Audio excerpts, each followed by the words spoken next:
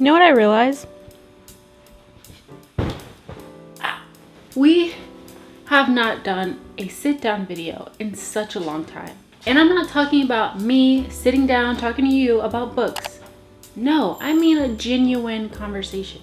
Me and you and me. You know what I'm saying? When is the last time I have just talked to you about my life? It's been a minute, right? And I know with these conversations, you guys are a little more quiet than me, but I talk enough for the both of us. So today, it's just me and you. Grab some snacks, like Corey says. Sit back, relax, grab some snacks. Let's see. Let's grab you some water, agua. Stay hydrated, folks. I'm thinking something like pretzels or maybe some cashews or peanuts or something. We're sophisticated today. And let's just throw in a little bit of fruit snacks as a razzle-dazzle. Go grab yourself some snacks, and today we'll be doing my current makeup routine and just talking about all the things that are going on in my life. Just a chatty get ready with me, because I missed you. Come on. I was gonna start with shows, but I'm reading this incredible book. There's no way I can put my mind to something else. I have to tell you about this book. I just started it today and I'm already 200 pages in. There's only 344 pages. Yeah, that's how good it is. If you remember, I read Everything by Nicola Yoon, right? But what I didn't tell you guys was that I read that book in a single day. It was so good, I could not put it down. Now, this book that I'm talking about, this is The Sun Is Also a Star by Nicola Yoon. And oh my God, she just does romance right. I love her as much as I love Taylor Jenkins Reid. And you guys know how much I love Taylor Jenkins Reid. She is just so creative. I absolutely love everything that she's written so far. And I know I've only read 2 books, but wow, absolutely incredible. So the main character, her name is Natasha. She's actually getting deported on the day that we start the book. And she goes to the federal office to try to fight it. And when she goes, the security guard, from Natasha's perspective, is being a jerk. She's taking her time going through her luggage and her baggage, trying to check everything. And she's wasting Natasha's time in Natasha's perspective, right? But then the very next chapter, we go through the security guard's mind and we see that this is actually the only human contact that she has. She actually loves her job. She loves seeing the immigrants come in and out because this is her only human interaction. In Natasha's shoes, you would never know that. Her behavior is coming off as like being a really rude, careless person. On the other side of that, you get to see that other person's perspective, what brought them to this point in their life. And it's just really cool to see her decide that that's how she wanted to go through with the book, because it allows you to be more empathetic as a human, as a reader reading this story, seeing the other side of the coin of a different story. And you know what it feels like, honestly? Add a little drama. It feels like she's taken the pure parts of my childhood, of me being a hopeless romantic, has found all the pieces that adulthood has tried to ruin, put them back together, and created masterpieces, because I feel like that's exactly how I see love. All the important parts, all the important building blocks to creating a love story. She perfectly puts them into place, exactly how I would want to be treated. There's already been so many pages where I'm like, oh my God, that's an amazing quote. That's an amazing quote. Like, I can read some for you. Hold on. All right, so at this point in the story, she's thinking about her ex-boyfriend, how she's never really been in love until today. She's trying to figure out if this is love, if this is what it feels like, stuff like that. But she's going off past experience first. So she says, still, getting over him didn't take that long at all. And that's the thing that makes me wary. Where did all those feelings go? People spend their whole lives looking for love. Poems and songs and entire novels are written about it. But how can you trust something that ends as suddenly as it begins? Like, that's literally from my brain, and I'm sure everybody else's, into paper. Then after that, there's another page. I had to literally get a tab. That's how good it was, or that's how much it hit me. At this part in the book, Daniel, the Korean American that she meets and she falls in love with that day, Daniel, they're at a karaoke spot and she's picking her song. Natasha's picking her song. And as she does it, she's like heading over to get the mic, right? And so this is from his perspective. She turns to look at me and I can't even pretend I wasn't staring. I don't want to. I want her, and I want her to know that I want her. Have a guy ever felt that way about me? Like, this is what love is about. I don't know. Like, she just writes in a way that touches me. She goes down in the deepest, most honest parts of a human being and just our innate need and desire to be wanted and to be loved. She takes all that gooey, gushy goodness and puts it into words like a little magical fairy. She's the most amazing. Now, if you look at like the specifics of this book, like how it would compare to reality, obviously most people don't fall in love in a day, but that's not important. It's the fact that she can make me feel all of these feelings for these imaginary people so quickly and so easily that I can convince myself that this is a probable situation. That's how you know you're a genius author, and she is a genius author. But enough about what I am reading. Now I have to go on and on and on about the show that I am watching. If you are not new here, you already know the show that I'm talking about, and that is 2521. Let me tell you, if you have not heard it 1,000 times already, let me say it again. This is the best K-drama. No, this is the best show besides The Office that I've ever seen in my entire 26 years on this planet. Yeah, you heard me right. Best show ever. The romance is exactly how I expect to find the love of my life. If he does not have the same energy as this main character, I don't want him. He can be Jungkook. And if he does not bring this energy, we are not getting married. It's about this girl. She is a fencing prodigy. She's been fencing since she was younger, and her dad passed away, and so she's continued to do it. And in this time, she meets this guy in her neighborhood. And he is the love of her life, but in the most purest form. Like, that is how I believe love in its entirety really is. Because she falls in love with this guy as a friend first. They are friends. They are honest and open with each other. And then they slowly develop like romantic feelings. And they're just pulled together by chance and destiny and like all that magic gushy stuff. And it's just so beautiful. It's so well written. It's so well written. And it's not just like love. It's hilarious and human and humiliating and just honest. I think all these stories that pull me to them when it comes to romance, they all have something in common.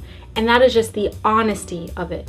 I think that is how I'm meant to find love. I am just pulled and drawn to honesty and just being human around that person and finding the flaws in each other and loving each other anyway. Oh my God, I don't know what it is, but that show has got me in a chokehold. Like the same way Nicole Yoon has me in a chokehold, 2521 has me in a chokehold. And last night I finished episode 9, and episode 9 was literally the most amazing episode out of this already perfect show. I was literally crying and laughing multiple times throughout this episode. I am not ashamed. I am a hopeless romantic at heart, and I will scream it off the rooftops. Shows like this give me hope that there are men like him in this world. I just used the Rare Beauty contour stick. This is Always Sunny, the color Always Sunny. Anyway, it's the most amazing show I've ever seen. I was kicking and screaming. I did not know what to do with myself. It was just so perfect. From start to end, perfection with a capital P. Perfection. So good. I told my niece, next weekend we are having a marathon. I don't care if you have homework. I don't care if you have plans with your little friends. We are watching this, whether you like it or not. That's how good it is. It turned me into a psychopath. And if I have to make her watch it and she has to see it, so do you. And I want to hear all about it in the comments. It's definitely like going in the vault. Like, you know how people ask you, oh, what would you watch if you were stuck on a deserted island or something like that? Yeah, it's coming with me. It's that good. Also, I apologize with how unhinged this video is. I didn't plan it to be this unhinged, honestly. But here we are. I feel like I can be honest with you. Now, with the show, there's only 16 episodes. And I'm kind of scared to keep going because you guys have kind of ruined it for me and told me that, you know, the ending isn't necessarily the best. And now I'm scared to like lose the joy that it's already brought me. So I'm kind of taking my time to get there. I know it's inevitable, but I'm really watching it slow so that I don't have to lose all the joy and happiness that I've gotten from the show. So thanks a lot. I don't know, no matter how it ends, I feel like no matter what, I still want to rewatch the show. It's that good. Even if it breaks my heart into a million pieces, I still want to rewatch it. Spraying water on my beauty blender to help it blend these little lines a little bit better. Obviously, I am a terrible beauty guru because I have not been explaining this entire situation, but you get it. If you have any questions, leave it down in the comments and I will answer them. I think these past few weeks have just been telling me No matter how much I say I don't believe in love and like I'm not getting married and all that stuff, deep down inside, maybe not even deep down, maybe it's just on the surface and I'm just realizing it, but I am a hopeless romantic to the core. So reading about it as perfectly as I would picture it in my head and seeing it in real life through either a book or a movie, that's the type of stuff that just like lights my soul on fire, because it's just beautiful to know that I'm not the only one who thinks this way about love, that maybe, possibly, there's someone who thinks about it the same way that I think about it, who exists at the same time that I exist, who finds me attractive, who I think is attractive, who is around the same age as me, and wants to fall in love with me. You know what I'm saying? Like all of those factors to coincide together to make our life experiences coincide together. It's just, oh, it's so cool. And sometimes I go through phases where I'm thinking about it way more than usual, but it's always there, you know? So that's what's been going on with me lately. I've just been a sappy, hopeless romantic. What about you? Let me know in the comments down below. Are you a hopeless romantic? And don't lie. Before you just write an answer down, be honest with yourself and be honest with me. Are you a hopeless romantic? Because I don't want to be a hopeless romantic, but yet here I am, talking about love for about 30 minutes. So let's be sappy, hopeless romantics together. All right, I may have bronzed a little bit too much because I'm looking a little orange right now. I usually don't wear foundation on top of the halo glow, but because I bronze too much, we'll just add a foundation on top of it and I think it will settle it down a little bit better. Now my foundation of choice is the Ilia Skin Tint. I only ever wear skin tints. I don't like how heavy actual foundations are. And this is cool because it also has SPF. Not that I'm going outside, but if I were, I would be covered. On top of the other SPF that I wear. Don't ever just depend on the foundation's SPF, just for forewarning, just in case you don't know that. But you have to be careful with this skin tint because it is very runny. I like to blend it with my fingers first and then use a sponge. I think it's really cool that these last few years I've really started to figure out makeup, because to be honest, I've never been into makeup, but I've always wanted to understand it, to learn it for myself. But I never had a teacher. I never had an opportunity to learn. So I thought it was a skill that I was never gonna be able to have. And I've got to tell you, it's pretty liberating to know how to make makeup look nice on your face, because it's not easy. Especially when you're starting super late and other people have already had like their ugly phase and figured out how to make makeup work for them. It's daunting. It makes you feel like you'll never be able to do it. But I've got to say, being able to figure it out has made me so happy. It's a form of self-expression and I'm figuring that out, and it's just really nice, you know? I thought you only put foundation on. When I initially started, I didn't know about bronzer, contour, none of that. I'm thinking you put on one color and you put on some lip gloss and some mascara and that's it. But no, that is not it. There's so many other factors, and it's really cool to figure it out for yourself and see what works for you and what doesn't, failing and succeeding, and all of that stuff for the last 2 years has been really liberating. Every time I do it, I feel like I learned something new, and that's so cool. I just put on another round of concealer because I felt like everything was blending in together and I can't talk and do my makeup at the same time. So I had to do the concealer all over again. Usually I only do one layer, but I'm not paying attention, so it didn't look too good. As that sits though, we'll do our eyebrows, and I just brushed them up with this Kosas brow pencil. And this is in the color dark brown, by the way, just in case you were wondering. But I just started using the Refi deep brown brow tint. It's amazing. I know it just came out and everyone was super hyped about it, but I paid for it just to see what the hype was about, and man, it's really good. It's not too pigmented, but it also keeps your hairs in place. That's also the beauty of finding makeup that works for you. You figure out what you like and what you don't like, what products work for you and what don't work for you. And I know a lot of people don't like wasting money on products that don't work, and trust me, neither do I, but I love the experience of figuring it out, trial and error, trying to find what works, figuring out that doesn't work, and then finding something that does work. Like the feeling of being like, man, I found something. This is something that I like. I don't know, that whole experience I feel like makes this whole thing a little bit more special because you worked hard for it, you know? That's what drew me to it, not knowing how to do it, overcoming that, and then trying to perfect it. I think it's so cool. It's kind of a metaphor for life. Then I use my beauty blender again and blend out all of this concealer we just put back on. And then with the concealer under my eyes, I like to tap it in with my fingers first so that it's a little more seamless. I feel like a sponge kind of leaves marks or it causes creases. So I put in my fingers first and then I sponge it out with a beauty blender. Look at me talking like I know what I'm doing. Now that we have a solid base, we have to go on to my next part, which is the blush. It is my favorite part. I'm currently using the Merit Persimmon again. Again, this is my favorite like summery orangey shade. It's just perfect. It goes so well with the bronzer. And we can also talk about my language learning growth. Not only growth, but like consistency. That was my biggest thing, is just being consistent. And guys, I don't want to brag, but I do have a 25-day streak going, which is pretty fantastic. When you realize you have power over your time and what you spend it on, it's such a powerful thing, because then you decide what you really want. You can say you want things, but what you make time for is really what you're saying that you want. And so I had to make a decision and just be honest with myself. Are we going to continue to waste our time and pretend like it's not our fault? Or are we going to make a change? I'm not going to lie, it is hard to change really bad habits, but on the other side of that is just so much like pride in yourself and growth. There's a lot of growth too, because when you become the person you think you can be or you dream yourself of being, there's a different level of confidence that comes with that. Japanese has been a longer learning experience than I expected it to be, but it's because I haven't been consistent, and now that I have been, I can see real results. My tutor even thinks so, and she's always very honest with me, which I appreciate.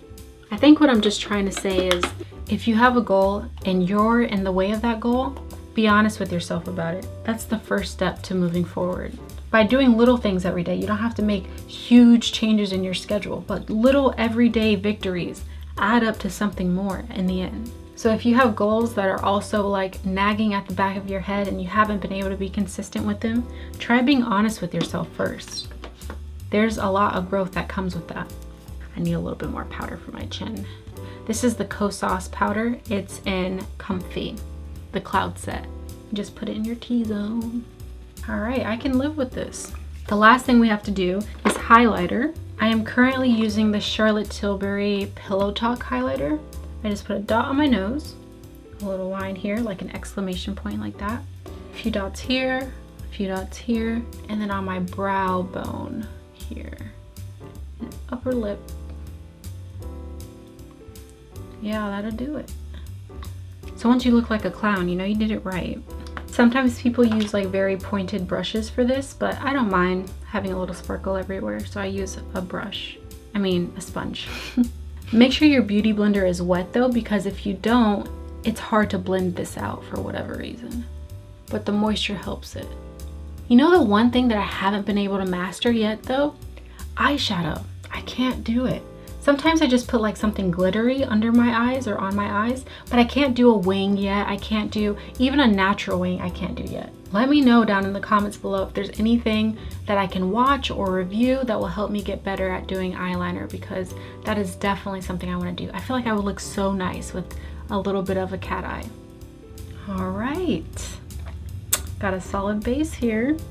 Now the last step is lips. Usually I just put on a lip gloss or a lip balm, but I'm trying to be a little bit more sophisticated, so I'm trying to use a lip liner.